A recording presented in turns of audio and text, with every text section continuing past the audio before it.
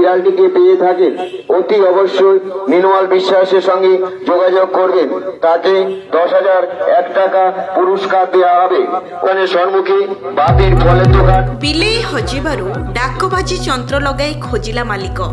ଖାଲି ସେତିକି ନୁହେଁ, ଯଦି କେହି ତାଙ୍କ ବିଲେଇ ଖୋଜି ଆଣିବ ତେବେ ତାଙ୍କୁ 10,000 ଟଙ୍କା ପ୍ରଦାନ କରିବେ ବୋଲି ମାଲିକ ଘୋଷଣା କରିଛନ୍ତି।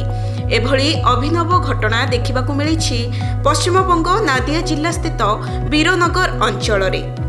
ସୂଚନାନୁସାରେ ପଶ୍ଚିମବଙ୍ଗ ନାଦିଆ ଜିଲ୍ଲା ସ୍ଥିତ ବୀରନଗରର ନିର୍ମଳ ବିଶ୍ୱାସ ପେଶାରେ ଜଣେ ଫଳ ବ୍ୟବସାୟୀ। ସେ ନିଜର ଦୈନନ୍ଦିନ ରୋଜଗାରର ଅଧିକାଂଶ ଅର୍ଥ ବିଲେଇମାନଙ୍କ ପାଇଁ ଖର୍ଚ୍ଚ କରିଥାନ୍ତି। ଯେତେବେଳେ ତାଙ୍କ ନଜରରେ କୌଣସି ଅସୁସ୍ଥ ବିଲେଇ ଆସନ୍ତି ତେବେ ତାକୁ ଘରକୁ ଆଣି ସେବା ଯତ୍ନ କରିଥାନ୍ତି।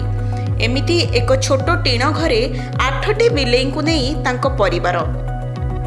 ନିର୍ମଳ ସେମାନଙ୍କ ପାଇଁ ତାଙ୍କର ସବୁ ସମୟ ଅତିବାହିତ କରିଥାନ୍ତି।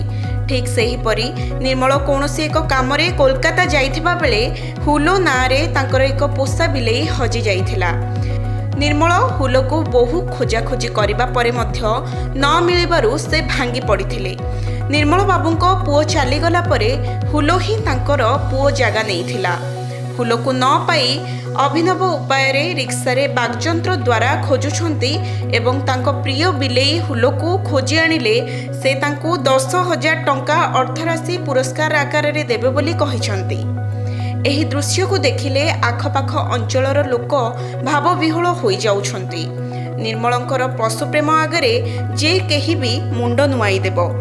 ପଶୁମାନଙ୍କ ପ୍ରତି ନିର୍ମଳଙ୍କର ଏହି ଭଲ ପାଇବା ଦେଖି ଚାରିଆଡ଼ୁ ପ୍ରଶଂସାର ସୁଅ ଛୁଟୁଛି।